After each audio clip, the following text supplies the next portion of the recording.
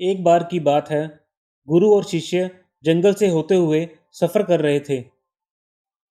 सूरज डूबने के बाद अंधेरा ज्यादा होने की वजह से शिष्य ने अपने गुरु से कहा, गुरुजी, काफी रात हो चुकी है और अंधेरा भी बहुत ज्यादा हो गया है।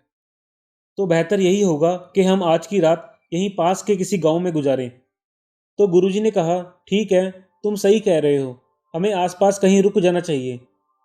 तो वो दोनों जाके गांव में एक छोटे से घर के पास रुके। गुरु के शिष्य ने उस घर का दरवाजा खटखटाया तो अंदर से एक गरीब आदमी बाहर आया। तो गुरुजी ने कहा, हम दोनों अपने गांव जा रहे थे, तो रात ज़्यादा होने की वजह से हमने यहीं रुकना बेहतर समझा। क्या हम आज रात यहीं रुक सकते हैं? यह सुनने के बाद उस गरीब आदमी ने गुरुजी और उनके शिष्य को अपने घर के अंदर बुलाया। अब जैसे ही गुरुजी घर के अंदर गए तो उन्होंने देखा कि बहुत ही ज़्यादा गरीबी थी उस आदमी के घर में। तो गुरुजी ने पूछा, तुम काम क्या करते हो? उसने बोला कि मेरे पास बहुत सारी ज़मीन है। तो गुरुजी ने बोला, अगर तेरे पास बहुत सारी ज़मीन है तो फिर तू इस तरह क्यों रह रहा है? तो फिर उस गरीब आदमी ने बोला, मेरे पास जो ज़मीन है वो किसी काम की नहीं है। गांव वाले कहते हैं वो बंजर ज़मीन है, वहाँ फसल नहीं उगाई जा सकती और वहाँ फसल उगाना बहुत बड़ी बेवकूफ़ी है। तो गुरुजी ने बोला, फिर तेरा गुजारा किस पर होता है? तो फिर उसने बोला, मेरे पास एक भैंस है जिस पर मेरा पूरा घर चलता है। यह सुनने के बाद गुरुजी सो जाते हैं। और रात को जब सब लोग सो रहे थे तब गुरुजी ने अपने शिष्य को उठाया और उस गरीब आदमी की भैंस को लेकर अपने गांव चले जाते हैं। तो शिष्य अपने गुरु से पूछता है, गुरुजी, कहीं आप कुछ गलत तो नहीं कर रहे हैं ना?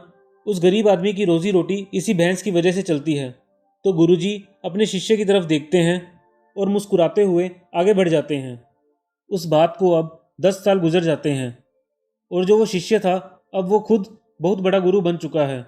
तो उसे उस गरीब आदमी की याद आती है कि मेरे गुरु ने 10 साल पहले उस आदमी के साथ अच्छा नहीं किया था और एकमात्र रोजी रोटी उसकी भैंस उससे चुरा ली थी।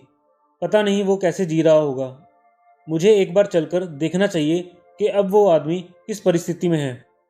तो शिष्य उस गांव की तरफ जाता है और जैसे ही वहां पहुंचता है तो देखता है कि जहां उस गरीब आदमी का झोपड़ा था वो अब एक बहुत बड़ा आलीशान महल बन चुका है और जो उस झोपड़ी के बाहर बंजर जमीन थी उस पर फल और फूल के बगीचे थे। तभी उतने में उस महल से उस घर का मालिक आता है। शिष्य उसे देखकर पहचान जाता है और उस आदमी को बोलता है, क्या तुमने मुझे पहचाना? मैं अपने गुरुजी के साथ आया था, हम तुम्हारे यहाँ एक रात के लिए रुके थे। वो आदमी उसे पहचान लेता है और बोलता है कि आप उस रात में कहाँ चले गए थे? उस रात के बाद ही मेरी भैंस कहीं चली गई थी। तब मेरे पास कोई रास्ता नहीं था।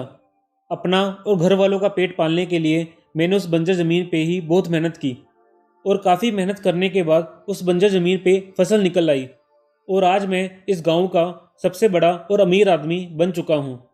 यह सुनने के बाद शिष्य के अपने गुरुजी के लिए आंसू आ गए और उसे ये बात अब समझ में आई।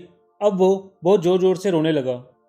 इस कहानी से हमें ये सीख मिलती है कि हमारे पास भी बहुत कुछ है करने को। हमारे अंदर भी बहुत कुछ है जो हम कर सकते हैं, लेकिन हमें किसी न किसी चीज़ ने रोक के रखा है। वो आपके दोस्त हो सकते हैं, आपकी फैमिली वाले हो सकते हैं, आपकी जॉब भी हो सकती है या कुछ भी और हो सकता है।